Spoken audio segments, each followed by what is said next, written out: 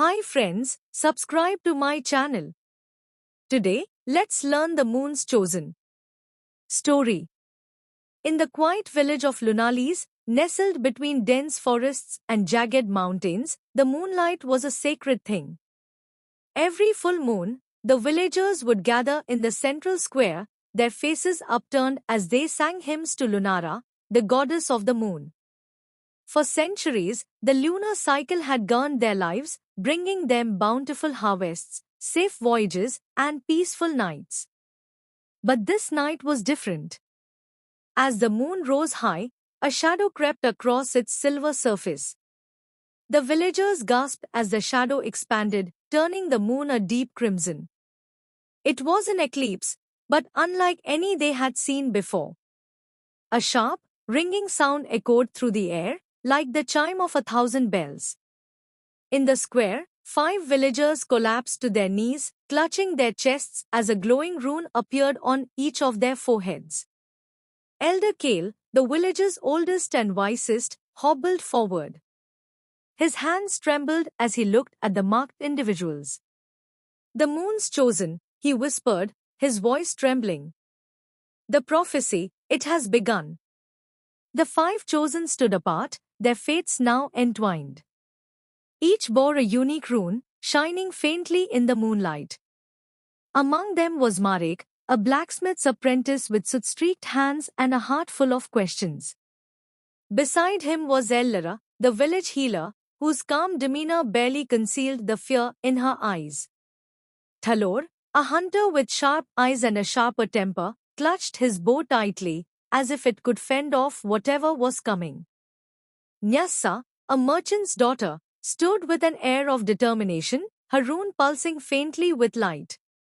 Finally, there was Avayanin, a quiet boy of 12, whose wide eyes darted between the others. "What does this mean?" Marek asked, his voice breaking the silence. Elder Kale sighed. "Long ago, Lunara wove a veil between our world and the sun's wrath, a fiery realm of destruction. The veil weakens during the eclipse, and if it shatters, the wrath will consume us all. The Moon's Chosen are destined to mend the veil before it's too late." "Destined?" Thalor scoffed. "I didn't ask for this." "None of you did," Kale said. "But the runes chose you. Each one grants a gift, a fragment of Lunara's power. Together, you must journey to the lunar spire and seal the veil." Nyassa crossed her arms. "And if we don't?" Kale's face darkened. "Then the world burns." The journey began at dawn. The group set out with only the barest of supplies, dried food, water skins, and a map Kale had scrawled in haste. The lunar spire lay deep within the Wraithwood, a cursed forest no villager dared to enter. Stories spoke of twisted creatures lurking in its shadows, remnants of the sun's wrath that had seeped through cracks in the veil. As they walked, the chosen began to feel the stirrings of their newfound powers. Marek's rune glowed faintly whenever he touched metal, shaping it as if it were clay. Ellara found she could summon small orbs of light, their gentle glow easing the group's fear. Thalor's sight sharpened, allowing him to see farther than any human should.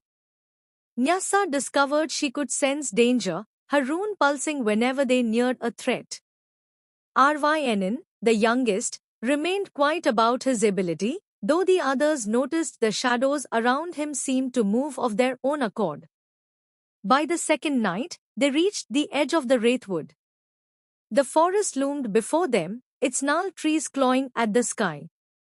The air was thick with an unnatural chill, and Nyassa's rune flared brightly.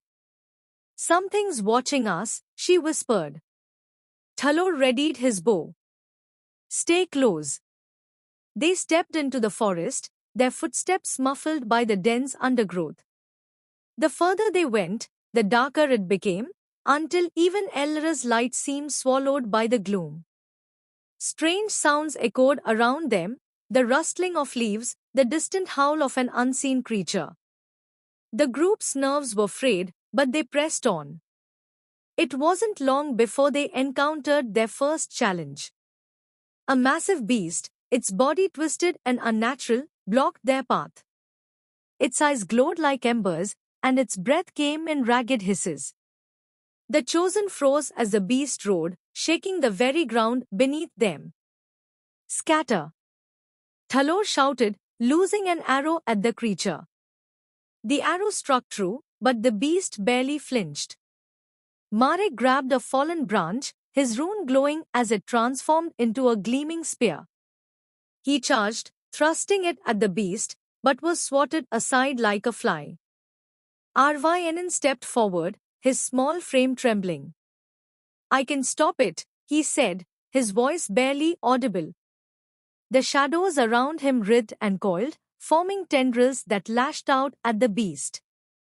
The creature roared in pain, its fiery eyes dimming as the shadows engulfed it. With a final, shuddering breath, it collapsed. The group stared at Arvayanan in stunned silence. The boy swayed, pale and exhausted, but managed a small smile. I think I can control shadows," he said before collapsing into Elra's arms. Over the next few days, the group grew closer, their bonds forged in the crucible of danger. Each member contributed in their own way. Marek's ingenuity crafted tools and weapons, Elra's healing kept them alive, Thalor's keen eyes guided them, Nyasa's instincts warned of traps, and Arvayanan's shadows became both weapon and shield. Finally, they reached the lunar spire, a towering structure of silver and stone that seemed to hum with ancient power. At its base was the Whale, a shimmering wall of light marred by cracks that pulsed with fiery energy. Beyond the cracks, the group could see the sun's wrath, a desolate, fiery landscape teeming with monstrous forms.